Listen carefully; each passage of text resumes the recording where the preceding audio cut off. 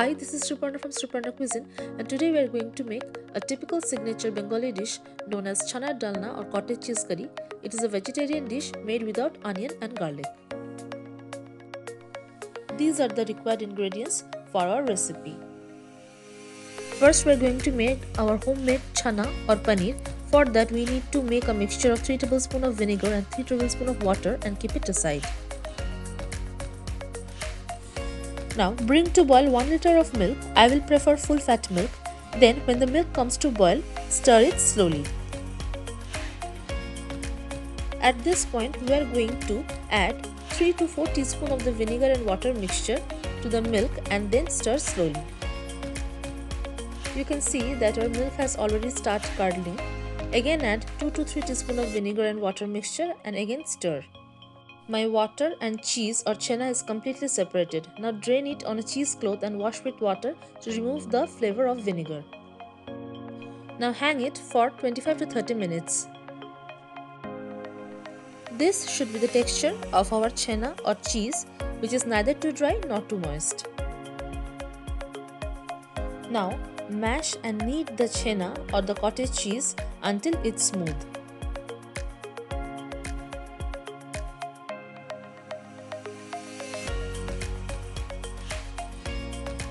Our smooth dough for the chana balls are now ready. Now give it a log shape and pinch some roundels from it. You can make it chana cheese ball shape or you can give it a disc shape. Our cottage cheese balls are ready. Now give it a rest for 15 minutes. In between, for the spice, in a grinder add 1 teaspoon of coriander seed, 1 teaspoon of cumin seed and 3 to 4 whole red chilies and grind. You can adjust heat according to your taste palette. Now in that grinder we have added 2 to 3 cardamom pods, 3 to 4 cloves and 1/4 inch of cinnamon stick and grind. Mix it with the spice mix. For the ginger and green chili mix, add ½ inch of ginger and 2 to 3 green chilies and make it a paste. Add it to the spice mix, then add 3 tablespoons of water and keep it aside. Again adjust heat according to your taste palette. In a pan, add 3 to 4 tablespoons of oil and heat it on a medium flame and then fry our cottage cheese discs until golden brown on both sides. See, our cottage cheese balls are now fried and ready. We added 2 medium-sized potatoes cut into halves and quarters. To it we added 1 teaspoon of turmeric powder and 1 teaspoon of salt. We have fried these potatoes until golden brown. Now take out the potatoes and keep it aside. For tempering, we have added 2 whole red chilies, 2 bay leaves and 1 teaspoon of cumin seeds. Now fry them until aroma comes and then add 1 large tomato or 2 medium-sized tomatoes. Fry the tomatoes until soft.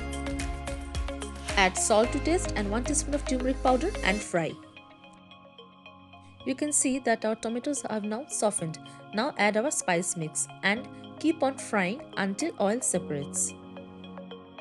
The frying should be done on a temperature from medium-low to medium. Now add 2 teaspoons of sugar. Now adding sugar is optional, but this curry tastes better if you add some sugar to it. As you can see that the oil has separated, now add the fried potatoes and coat it well with the curry mix. Now cover and cook the potatoes for 10 minutes on a medium-low flame. After 10 minutes, this is what our curry looks like. As the oil has separated, now we are going to add 1.5 cups of hot water for the gravy. Now adjust water according to your need, how much gravy you want. Now cover and cook it for 5 to 8 minutes on a medium flame. Our curry has come to a boil and it is a perfect time to add our fried cottage cheese balls to it. In between, let me tell you, I have added 1 green chili for the flavor, which is optional. We have also added 1 tablespoon of ghee or clarified butter.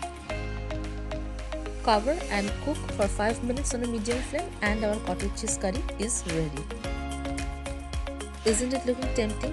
It goes well with roti, paratha, naan and it's perfect for steamed rice or sada bhat. I hope you enjoyed my video, and if you see my description box below, I have given a complete details of the recipe in it. And thank you for watching. Thank you for watching my video, and if you like my videos then don't forget to subscribe, like, share and hit the bell icon for more recipe updates.